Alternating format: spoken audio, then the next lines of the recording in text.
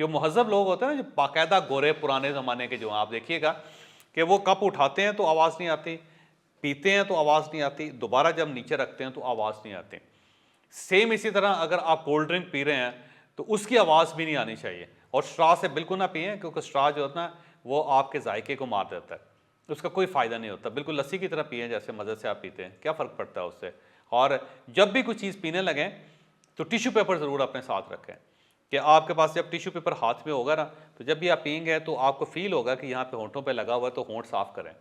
ये एक बड़ी अच्छा एक जेस्चर देता है दूसरे आदमी को कि बड़े साफ़-सुथरे आदमी हैं आप।